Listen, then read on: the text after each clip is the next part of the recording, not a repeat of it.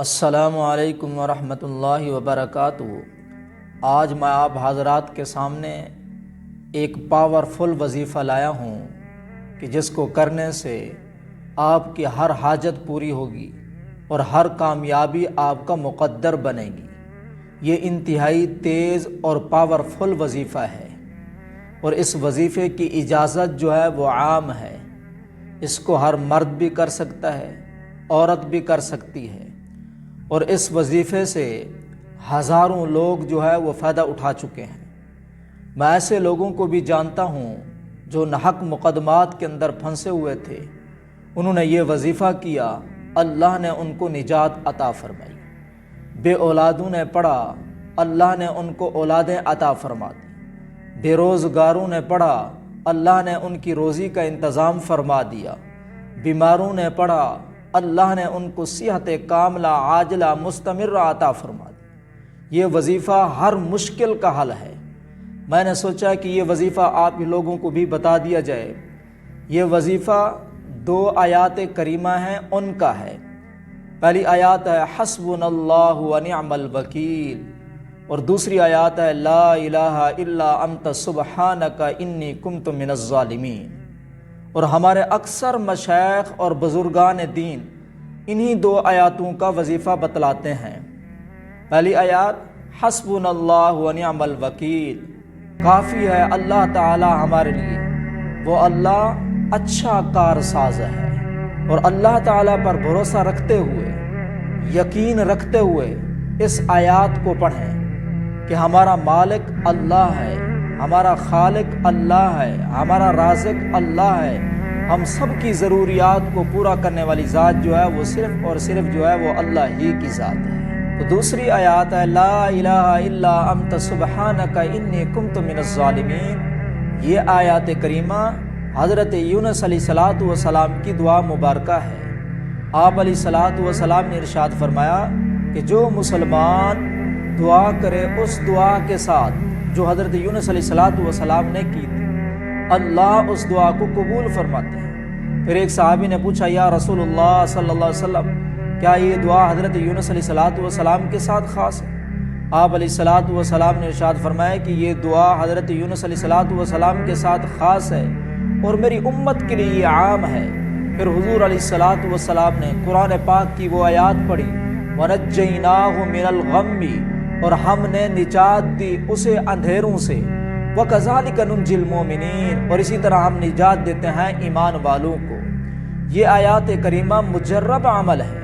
آپ علیہ الصلوۃ والسلام نے ارشاد فرمایا اگر کوئی سخت بیماری کے عالم میں 40 مرتبہ اس آیات کریمہ کو پڑھے، اگر اس کی موت واقع ہو جاتی ہے اللہ اس کو شہادت کا مرتبہ عطا فرماتے ہیں، اور اگر فرمائے کہ اسے شفا نصیب ہوتی ہے اللہ اس کے گناہوں کو معاف فرما دیتے ہیں۔ تو اسی وجہ سے ہمارے بزرگان دین اور مشائخ فرماتے ہیں اگر کسی کے اوپر مصیبت آ جائے، مشکلات آ جائیں، تو اس مصیبت سے نکلنے کے لیے، اس مشکلات سے نکلنے کے لیے وہ یہ آیات کریمہ کی تسبیح پڑھے، اللہ آپ کو مصیبتوں سے نجات عطا فرمائیں گے۔ اس کی دلیل قرآن پاک سے ملتی ہے۔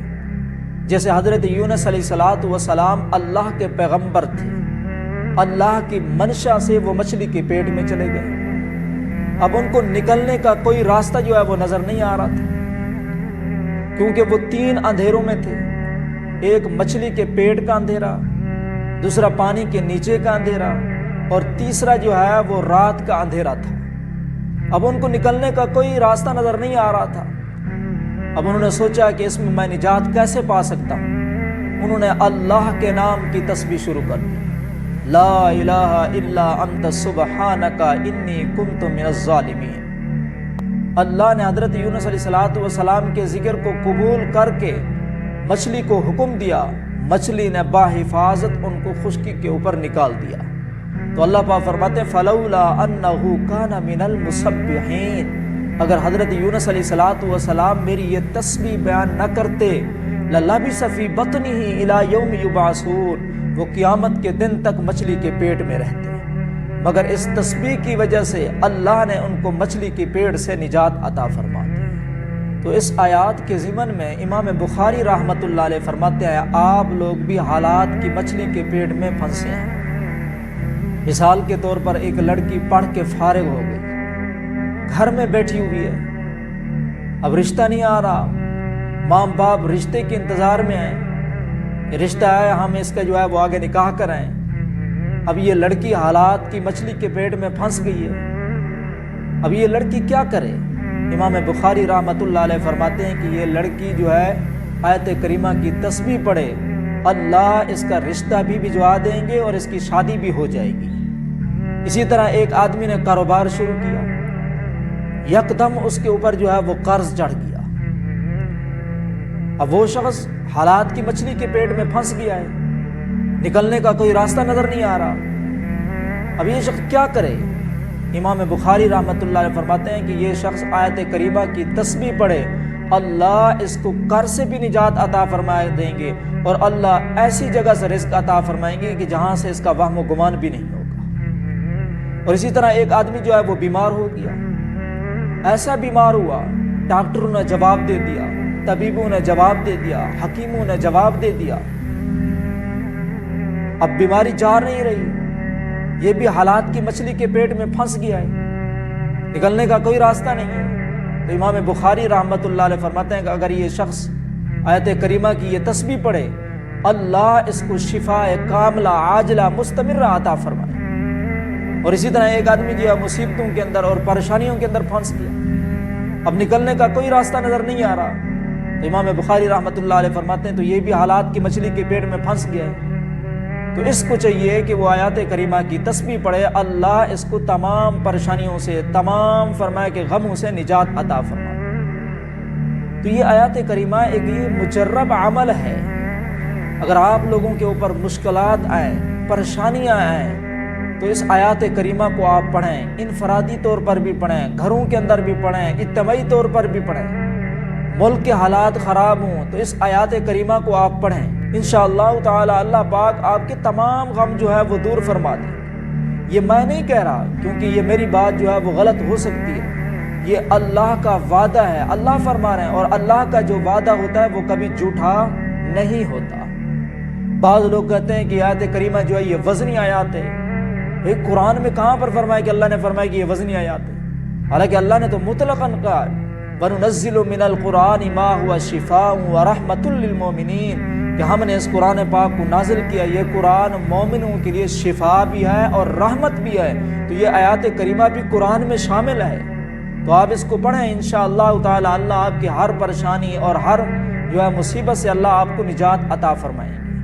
تو حسبنا اللہ ونعم الوکیل لا الہ الا انت سبحانک انی کنت من الظالمین۔